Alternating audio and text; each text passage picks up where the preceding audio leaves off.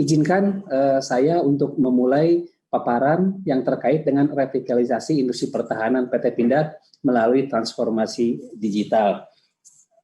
Lanjut.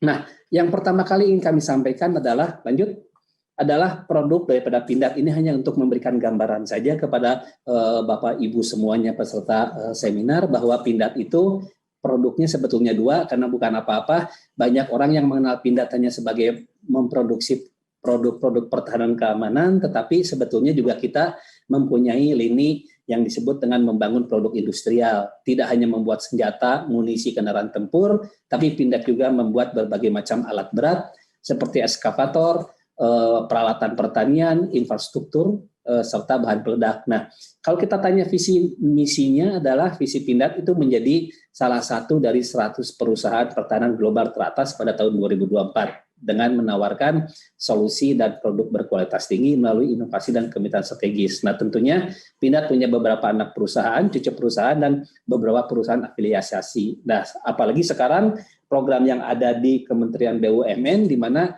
klaster industri pertahanan dikumpulkan menjadi sebuah kesatuan. Gitu. Lanjut. Ini kalau kami ingin menyampaikan bahwa sebetulnya kalau kita bicara tentang disrupsi teknologi daripada cyber terhadap berbagai macam hal yang ada di Pindad yang terkait dengan revitalisasi, maka sebetulnya itu berimplikasi terhadap dua hal.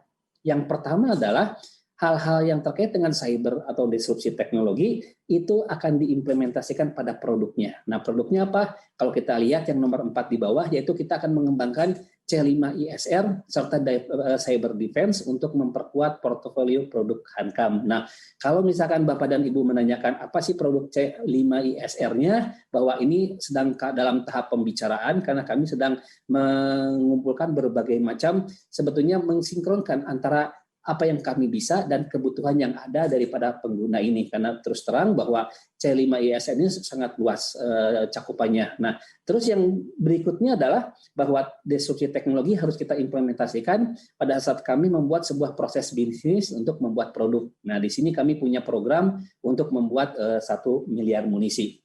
Lanjut. Nah, kalau kita lihat transformasi digital di PT Pindad, itu terus terang bahwa saat ini memang tengah terjadi revolusi di pengelolaan pertahanan secara global, di mana teknologi mulai dominan mengambil alih konsep lama. Nah, ini membutuhkan perubahan cara berpikir dalam strategi pertahanan peperangan di masa depannya. Jadi, yang pertama, transformasi digital itu harus mengacu pada proses dan strategi. Yang kedua, setiap organisasi itu akan bergantung dan akan terpengaruh. Dan ketiga, tentunya yang paling penting adalah keamanan cyber itu akan menjadi hal-hal yang penting yang harus kita pertimbangkan. Lanjut. Nah, kalau kita lihat transformasi digital di Pindad itu mencakup semua hal, hampir semua hal. Tidak ada yang tidak itu, mulai daripada human capital, bisnis, teknologi. Nah, ini berbagai macam. Bapak dan Ibu bisa nanti kalau berminat untuk menyimak satu persatu di dalamnya. Tapi kalau kita lihat dalam bisnisnya, di sana ada implementasi sistem ERP, Enterprise Resource Planning, yang mengintegrasikan semua lini baik dari supply chain, produksi, sampai dengan keuangan.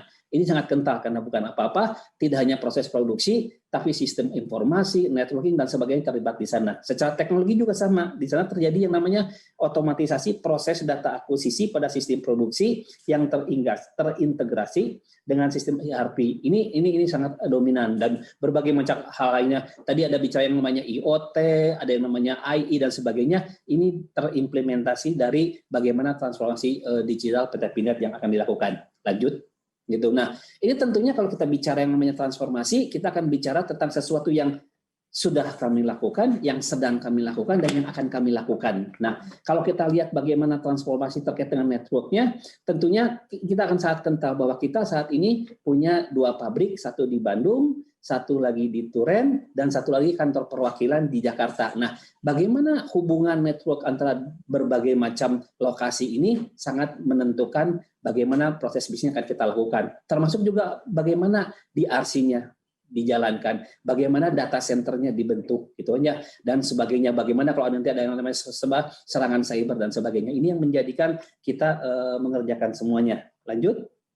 Nah, Kalau kita bicara sinergitas daripada PT Pindad untuk memperkuat ketahanan negara, maka kita lihat dari gambar di sini, maka dari 2020 sampai 2024 itu akan terlihat gitu aja. Dan ini kalau kita lakukan, ini sebetulnya bukan hanya Pindad sendiri saja, tapi Pindad sebagai bagian daripada klaster industri pertahanan yang sekarang sedang difinalisasi, dibentuk, yang nanti akan diceritakan lebih lanjut oleh Pak Bobi Rasidin dari PTLN sebagai ketua klasternya. Nah, ini akan kita lihat bahwa bagaimana kiprah industri pertahanannya nanti mulai dari 2020 sebanyak 18,9%, ini akan terus bertambah sampai dengan 2024. Diharapkan nanti pada saat 2024 itu kontribusinya bisa menjadi 57,54. Ini salah tulis, itu harusnya bukan 47 tapi 57,4, karena yang namanya kontribusi kita itu terus meningkat dari tahun ke tahunnya. Nah, ini kalau Bapak dan Ibu lihat, ini produknya di bawah itu bergerak mulai dari yang namanya dual use technology, UAV, MALE, rudal, sampai dengan yang namanya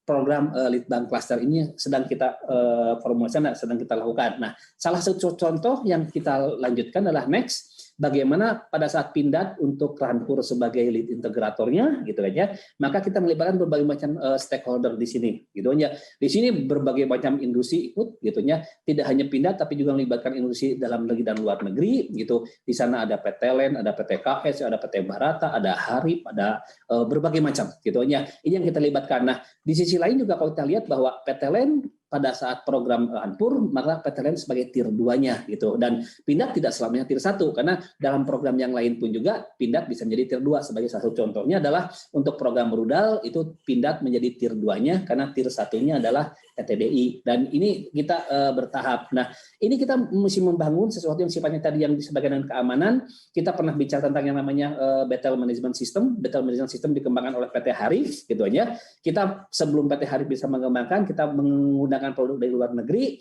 tetapi kita punya berbagai macam kendala, karena bukan apa-apa, sesuatu yang bisa masukkan ke dalam Battle Management System itu harus kita kontrol dan tidak boleh datanya nyampe ke tempat lain. Ini juga terkait dengan yang namanya keamanan daripada pertahanan keamanan kita. Nah, ini sinergi BUMN terus-terusan kita lakukan dan terus-terusan kita berkembang. Semakin lama akan menjadi semakin banyak. Lanjut.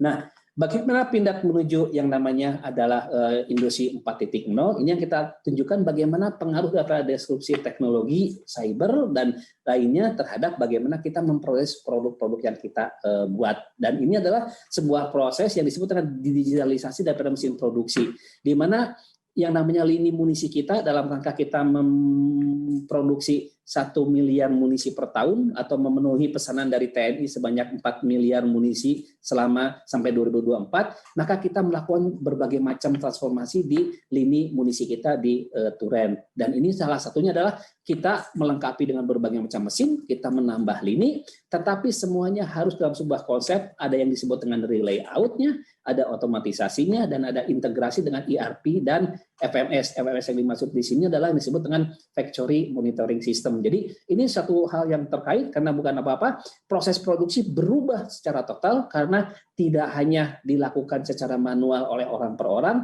tetapi dalam sebuah jaringan network di mana kita bisa memonitoring dari jauh, dari Bandung, dari Jakarta, atau bahkan kita sedang berpikir bagaimana user bisa tahu pesanannya seperti apa dengan tanpa mengganggu proses produksi, tapi menjadi sebuah sinergi yang baik dari berbagai macam hal. Lanjut. Ini juga salah satu yang kita lakukan di senjata kita gitu. Di divisi senjata kita menggunakan konsep flexible manufacturing system. Ini adalah salah satu lininya, lini larasnya. Dalam lini laras ini kalau kita lihat ini sudah terintegrasi di mana berbagai macam mesin CNC itu diletakkan dalam sebuah manufacturing system, dan kerja orang itu hanya memasukkan awalan benda kerja dan mengambil hasilnya. Di dalam sel itu berbagai macam tool, berbagai macam robot, berbagai handling system itu bekerja di dalamnya, dan apa yang dikerjakan di dalam FMS ini akan langsung dimonitor oleh flexible monitoring factory monitoring sistemnya, dan kita melakukan berbagai macam peralatan yang ada. Ini sedang kita kembangkan selanjutnya. Lanjut. Di sisi lain pada saat pengembangan produk kita menggunakan berbagai macam termasuk dalam arahan daripada Pak Presiden dan menjadi tren di dunia adalah yang disebut dengan teknologi baru yang disebut dengan adaptive manufacturing. Kita menggunakan yang namanya 3D manufacturing untuk rapid prototyping-nya. Nah, dalam hal 3D printing ini kita tidak hanya menggunakan untuk pengembangan, tapi sekarang kita mulai masuk ke dalam ini bisnis, kita mulai mengembangkan, kita bekerja sama dengan berbagai macam orang yang membuat mensuplai mesinnya untuk bisnis 3D printing-nya untuk berbagai macam hal. Lanjut. Ini adalah teknologi tadi Pak Suhono melihat berbagai macam yang namanya peralatan kita ke depannya, ada robotik, ada drone. Memang kita sekarang tidak bisa lagi berbicara senjata secara konvensional, tetapi berbagai macam hal yang tidak disampaikan itu ini sedang diterapkan kepada produk kita. Salah satu contoh adalah drone. Drone banyak menggunakan sebagai surveillance, tapi sekarang kita menggunakan bagaimana kita menggunakan yang namanya dengan attack drone serang gitu ya. Nah, drone serang ini memang secara konsep memang berbeda, tetapi ini sedang kita kembangkan secara terus-menerus disesuaikan dengan kebutuhan daripada user kita. Ini adalah produknya. Lanjut. Nah, ini kalau Bapak dan Ibu, kalau kita tahu yang disebut dengan medium tank, nah tentunya medium tank sebagai sebuah produk, itu dia bisa berdiri sendiri, tetapi pada saat dia digunakan di lapangan, dia harus dalam sebuah kesatuan. Karena tidak pernah kejadian medium tank itu bekerja sendiri saja. Nah, di sini ada berbagai macam keterkaitannya, bagaimana yang disebut dengan komunikasi antar medium tank, lalu juga komunikasi antara berbagai macam kendaraan tempurnya, ada tanknya, ada cannonnya, ada logistiknya, ada berbagai macam angkut personil, komunikasi dengan markas besar, bagaimana serangan dilakukan, bagaimana manuver dilakukan, dan sebagainya. Ini menjadi sebuah kesatuan. Nah, ini terus kita kembangkan secara terus-menerus.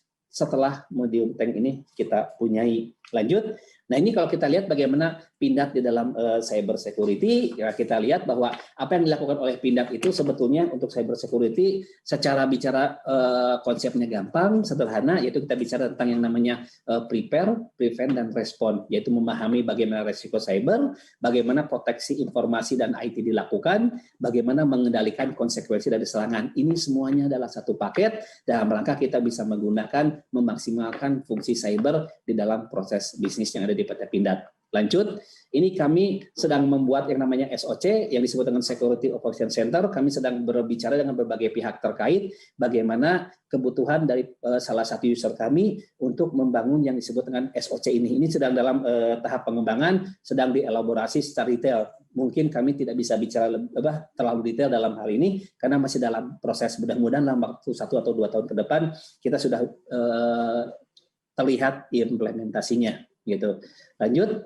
Nah, ini kami ingin menunjukkan satu hal kepada Bapak Ibu semuanya bahwa apakah Pindad sudah pernah punya bisnis cyber security atau cyber defense? Ya, Pindad sudah pernah punya bisnis itu. Pindad pernah punya satu customer yang mohon maaf kami tidak bisa menyebutkan, tapi kami memberikan sebuah jasa penyediaan sebuah sistem yang disebut dengan threat intelligence, implementasi dari threat intelligence. Nah, kami juga mengintegrasikan sebuah hardware yang disebut dengan threat intelligence platform, interface, dan dashboardnya. Itu kami sebut dengan TI IDS 360, di mana fungsinya bisa kita lihat itu mengumpulkan agregatnya, menunjukkan, tapi yang penting adalah kami melakukan sebuah analisis dari serangan-serangan yang dilakukan dan kita menganalisanya dan kita melihat bagaimana dan sebagainya. Ini sudah kami kirimkan ke customer kami dan sudah digunakan dengan baik oleh customer kami. Lanjut, bagaimana cyber proteksi di Pindad? Nah, kembali lagi bahwa tadi kami punya yang namanya threat intelligence, kami juga berbicara bagaimana supaya Pindad sebagai sebuah sistem yang ada di dalamnya itu bisa baik. Di sini kalau Bapak dan Ibu pasti sudah bicara tentang bagaimana firewall dibangun, bagaimana intrusion detection system digunakan, anti-spam, anti-malware, ada yang namanya prevention system, ada threat intelligence dan sebagainya. Nah, ini kami terapkan untuk melindungi supaya sistem yang kami punya di internal kami itu bisa aman digunakan. Nah, apa gunanya? Ini yang terakhir yang kami tunjukkan kepada Bapak Ibu semuanya adalah next. Ini adalah implementasi daripada teknologi informasi. Ini saat ini kami punya pabrik di Bandung, kami punya pabrik di Turen, kami punya kantor di Jakarta, tapi tidak memungkinkan bahwa kami akan membuat pabrik-pabrik lain di luar Jawa, gitu. Karena bukan apa-apa, kita tidak bisa hanya dengan 3 pabrik saja. Sudah ada perencanaan, sudah ada pembicaraan bahwa Pindad harus mendirikan berbagai macam pabrik lainnya di berbagai macam tempat di Indonesia, gitu ya. Karena ini salah satu daripada konsep daripada pertahanan keamanan dilakukan. Nah, ini menjadi penting sekali karena bukan apa-apa, karena satu lini dan lini lainnya akan diikat dalam sebuah jaringan. Dalam satu tempat, misalkan di Bandung, itu ada sistem ERP. Nah, bagaimana tempat-tempat ERP yang ada ini terikat dalam sebuah ERP 2? Ini kalau Bapak dan Ibu ikuti, sebetulnya ERP kita sudah berubah menjadi ERP 2, di mana ERP itu sudah dikombin dengan industri 4.0. Nah, bagaimana komunikasi ini bisa berlangsung dengan baik dan bisa bermanfaat dengan baik, itu harus dilingkupi dengan sebuah cyber defense. Karena tanpa ada perlindungan cyber defense-nya, maka apa yang kita kerjakan, apa yang kita komunikasikan, atau bahkan lini yang ada itu bisa terganggu. Nah, sebagai kesimpulannya, kami bisa mengatakan bahwa disrupsi teknologi dari cyber ini akan menjadi penggerak perubahan baik di internal maupun di eksternal perusahaan. Harus gitu. Dan yang kedua adalah pengembangan dan penguasaan cyber harus dimanfaatkan untuk meningkatkan daya saing perusahaan. Itu yang mungkin bisa disampaikan. Mohon maaf untuk paparannya yang singkat. Mohon maaf kalau ada kesalahan dan sebagainya. Terima kasih. Wassalamualaikum warahmatullahi wabarakatuh.